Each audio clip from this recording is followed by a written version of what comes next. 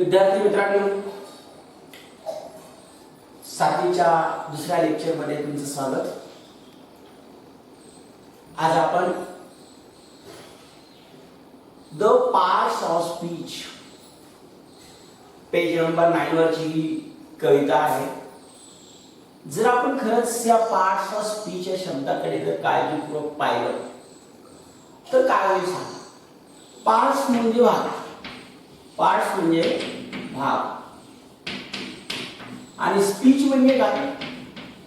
Speech म्हणजे भाषण, आपण बोललेले शब्द म्हणजे संभाषण। थोडक्यात संभाषण म्हणजे आपण जे शब्द बोलतो त्या शब्दाचे भाग म्हणजेच पार्ट्स ऑफ स्पीच आहे की नाही? पार्ट्स ऑफ स्पीच या शब्दामध्ये हे कविता रूपाने मांडले। यासाठी एक थोडके शब्द आहेत, ते शब्द म्हणजे थोडक्यात लिहा।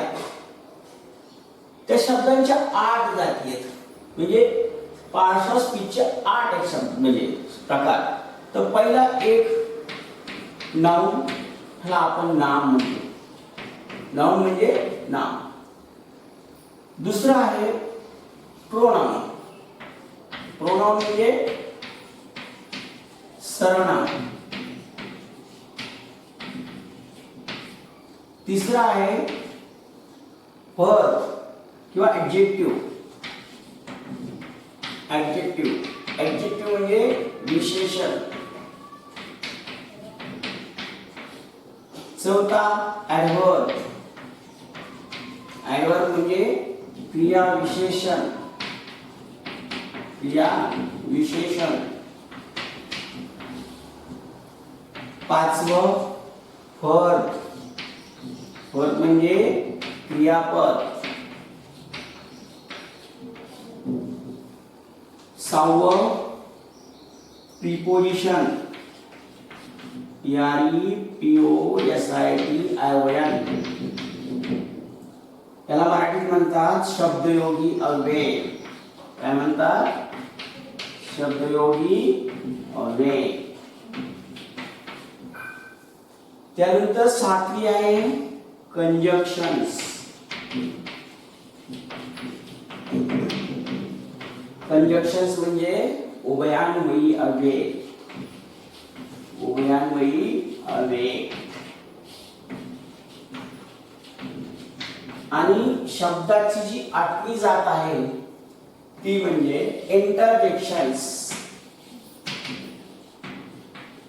अर्थात केवल प्रयोगी अव्यय।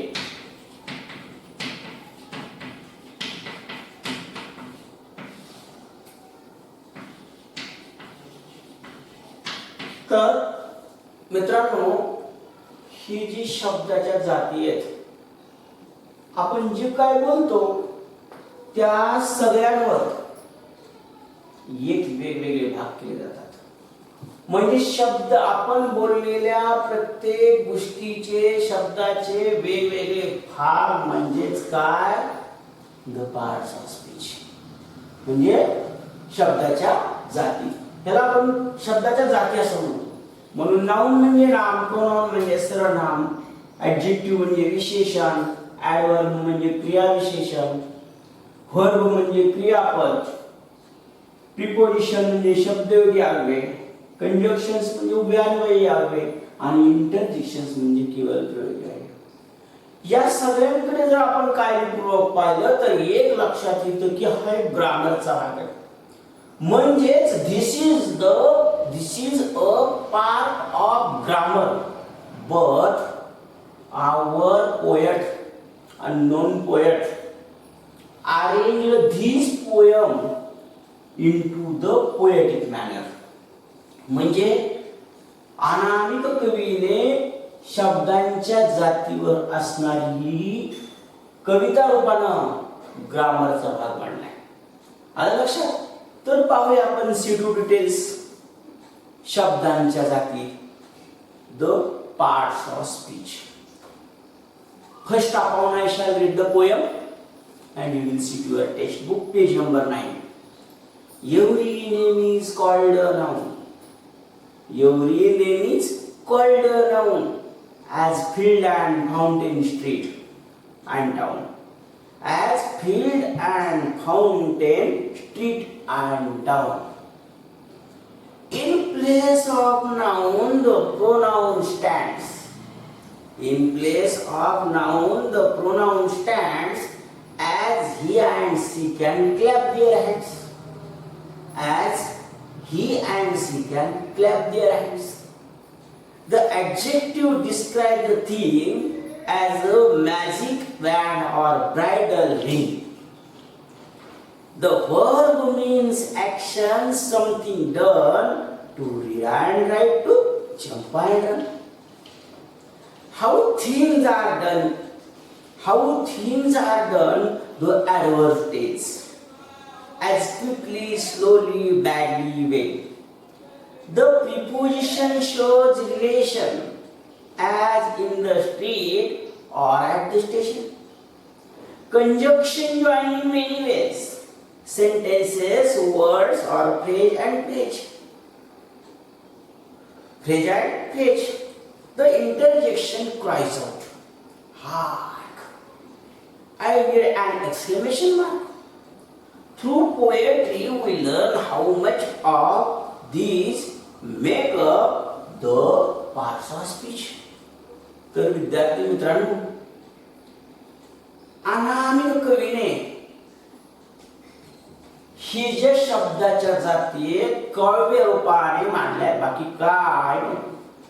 म्हणजे poet defined all the parts of speech. कवीनं ह्या शब्दाच्या जाती काव्य रूपाने व्यवस्थितपणे समजावून सांगितल्यात. हेच काय. मग नाम म्हणजे काय, सर्वनाम म्हणजे काय पाहूया. Every name is called a noun. म्हणजे कोणतं नाव?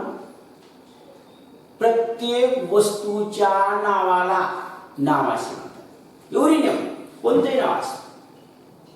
ज्याला जे नाव नाही अशी वस्तू आहे का? नाही. म्हणून every name is called a noun. प्रत्येक वस्तूला, प्रत्येक नाम म्हणजे वस्तूला नाव असे म्हणतात. कसं? इथं उदाहरण दिले. तर उदाहरण काय दिले पहा. उदाहरणामध्ये त्यांनी एक हे दिले, 3 असे शब्द दिले. पुन्हा पहिले शब्द आहे ऍज, म्हणजे ऍज फील्ड.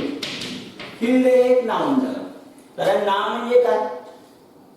द नेम म्हणजे noun is called name of person, name of things, name of place. It is म्हणजे नाउनची व्याख्या काय? व्यक्तीच्या, ठिकाणाच्या, वस्तूच्या नावाला नाव असे म्हणतात. मग पहिलं म्हटलं की every name is called noun as field. पहिलं नाउन फील्ड म्हणजे शेत. फाउंटेन म्हणजे कारंजा. फाउंटेन म्हणजे कारंजा. स्ट्रीट म्हणजे रस्ता. आणि टाउन म्हणजे शहर. म्हणजे यामध्ये फील्ड ही व्यक्तीचं नाव नाही, फाउंटेन वस्तूचं नाव आहे, स्ट्रीट रस्त्याचं नाव आहे, टाउन शहराचं नाव आहे. मग प्रॉपर नाउन किंवा आणखी वेगवेगळे प्रकारचे. म्हणजे कवितेच्या पहिल्या 2 ओळीमध्ये कवीनं कशाची व्याख्या समजावून सांगितली आपल्याला? These all are nouns. हे सगळे आहेत नाउन्स. म्हणजे नाउन म्हणजे काय? व्यक्तीच्या, वस्तूच्या, ठिकाणाला नाव असे म्हणतात. In another 2 lines, in place of noun the pronoun stands. म्हणजे आता दुसरी जी व्याख्या दिली, ही दुसरी व्याख्या कशाची दिली आहे? प्रोनाउनची. प्रोनाउन म्हणजे सर्वनाम. म्हणजे in place of noun the pronoun stand as he and she can clap their hands. म्हणजे दुसऱ्या ओळीमध्ये, 4 ओळीमध्ये, त्या पुढील 2 ओळीमध्ये कवी म्हणतो की प्रोनाउन म्हणजे काय? प्रोनाउन कशावर आधारित आहे?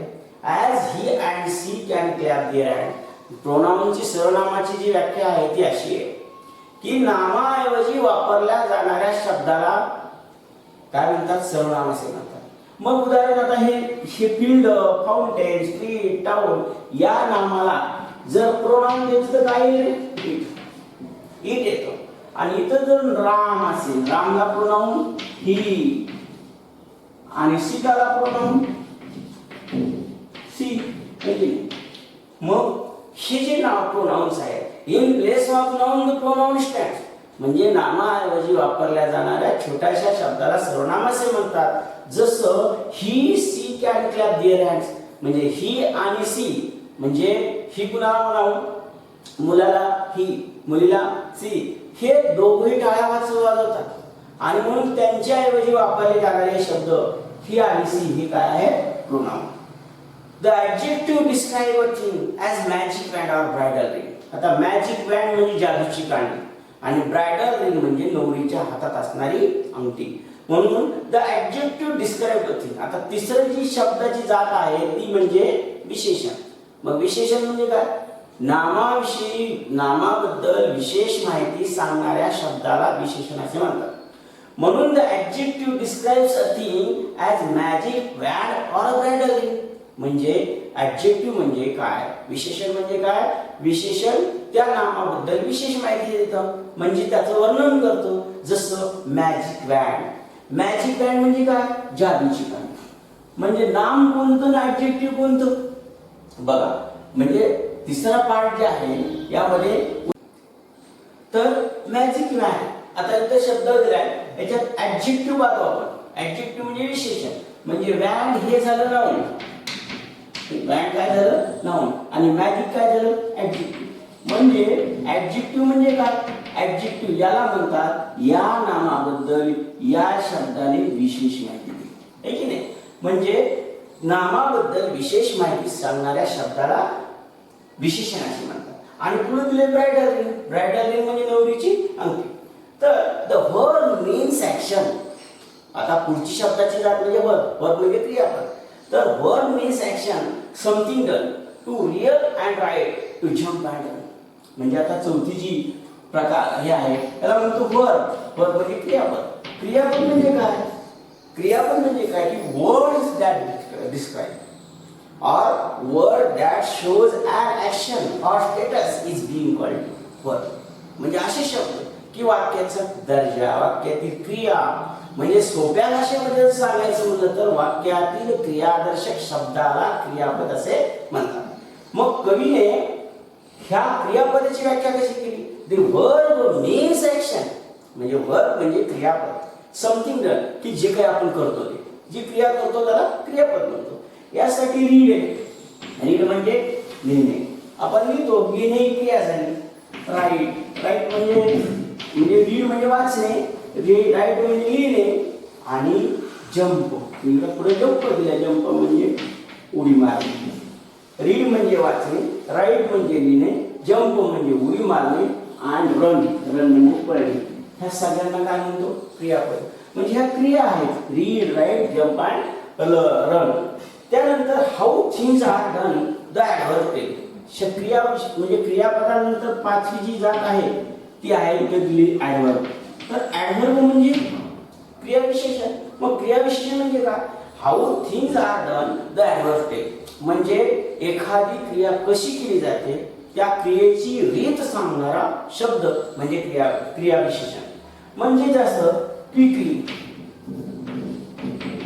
क्विकली म्हणजे क्रिया कशी होते, अतिशय जलद, ताबडतोब. स्लोली, स्लोली म्हणजे हळूवारपणे. त्यानंतर बॅडली, बॅडली म्हणजे वाईटपणे. आणि वेल, वेल म्हणजे चांगली. म्हणजे ॲडव्हर्ब म्हणजे तर यायला लागलं आणि क्रियेची रीत सांगितली. म्हणजेच how things are done, the adverb. क्रियेची रीत, क्रिया कशी घडलेली आहे असं सांगणार हे क्रियाविशेषण. जसं क्विकली, स्लोली, बॅडली, वेल. कवी पुढे काय सांगतो, the preposition shows the relation. यानंतरची पुढची जी आपण ज्या शब्दाची जात आहे ती कवी कोणती घेतली, द प्रिपोजिशन. प्रिपोजिशन म्हणजे काय, शब्दयोगी आहे. The preposition shows relation.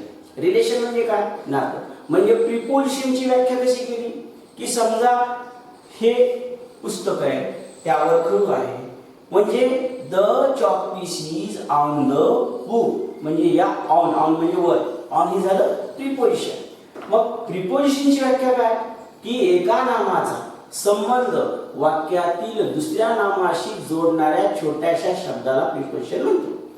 म्हणजे आता प्रिपोजिशन शब्द वेगळी आलेला इथं. मग इथं जी प्रिपोजिशन दिली ती कोणती दिली पहा की in, as in the street or at the station. म्हणजे in the street. In the street. आता इन द स्ट्रीट या शब्दामध्ये हे इन द स्ट्रीट, तर इन झालं प्रिपोजिशन आणि ऍट द स्टेशन तिथं ऍट झालं प्रिपोजिशन. म्हणजे preposition shows the relation as in the street, म्हणजे ह्या स्ट्रीटचं रिलेशन इन न दाखवलं आणि दुसरं स्टेशनचं रिलेशन ऍट न दाखवलं म्हणून ते प्रिपोजिशन असेल. यानंतर शब्दाची पुढची जी जात आहे ती म्हणजे सातवी जात, ती काय? कंजक्शन. कंजक्शन काय करतात? Conjunction join in many ways. Conjunction अनेक प्रकारचे जोडतात, वाक्य जोडतात. सेंटेन्सेस काही वाक्य जोडतात, वर्ड्स और फ्रेज अँड फ्रेज शब्द समूह जोडतात, शब्द जोडतात. म्हणजे कंजक्शन म्हणजे काय? की word that join two word or two sentences ETC is called conjunction. म्हणजे वाक्यातील किंवा दोन शब्द किंवा दोन वाक्य एकत्रित जोडणाऱ्या शब्दाला कंजक्शन म्हणतात. म्हणजे ही जी कंजक्शन्स आहेत ती काय? ती कोणती कंजक्शन्स?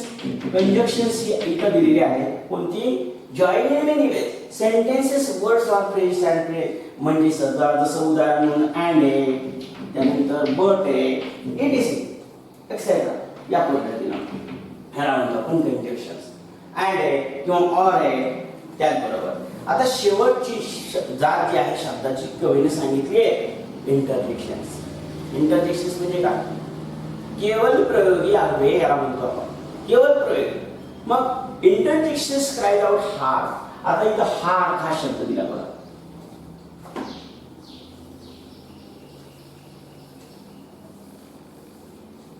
याचे अर्थ. आता हार्ड ह्याच्या शेवटी उद्गाराचे चिन्ह असतं. म्हणजे जेव्हा एखादे शब्द सडन फिलिंग, सडन इमोशन सहजपणे मांडले जातात अचानक, त्याला आपण इंटरजेक्शन म्हणतो. मग केवळ प्रयोग यावे म्हणून the interjections cried out hard I did an exclamation mark. Interjection काय म्हणतो? की अचानक जेव्हा एखादा शब्द सहजपणे तोंडातून बाहेर पडतो त्याला इंटरजेक्शन म्हणतात. पण मला कशाची गरज आहे? मला ह्या एक्सक्लेमेशन मार्कची गरज आहे. ह्याला उद्गाराचे चिन्ह म्हणतो. म्हणून the interjection cried out hard I did an exclamation mark. म्हणून मला गरज आहे ती उद्गारवाची चिन्हाची. म्हणून through a poetry we learn how each. Through poetry we learn how each of these make the parts of speech. म्हणून अशा या काव्य रूपाच्या माध्यमातून आपण शब्दांच्या जाती कशा आहेत हे सगळं समजून घेतलेलं आहे. याला म्हणतात पार्ट्स ऑफ स्पीच. म्हणून आठवी जात आहे त्याला म्हणतो एक्सक्लेमेशन मार्क किंवा शेवटचं इंटरजेक्शन्स. INTRGCTIONS.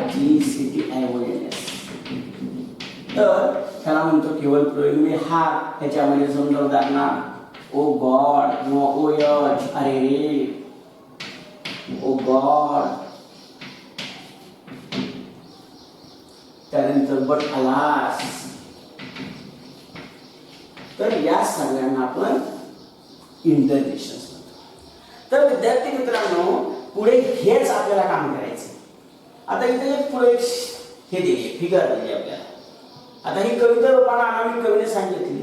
ह्याच्यात काय करायचं? The tree figure shows the different parts of speech. म्हणजे हे जे शब्दाच्या जातीचं झाड आहे. And the examples given in the poem. ह्या कवितेचीच एक्झाम्पल इथं दिली. हा आपल्याला होमवर्क आहे. हे घरी लिहायचं आपल्याला. हे झाड अशाला असं काढायचं आपल्या वहीवर आणि हे भरायचं. म्हणजे यातील उदाहरणं आणि एकीकडे शब्दाच्या जाती. लाल बोर्डवर ज्या दिलेल्या आहेत त्या शब्दाच्या जाती आहेत आणि हिरव्या पानामध्ये त्याची उदाहरणं लिहायची. बघा, there examples given in the poem. Write appropriate labels in the tree figure with the help of the poem. या कवितेच्या मदतीने आपल्याला हे कंप्लीट करायचं आहे. तर हे काम तुम्ही उद्या करू शकता.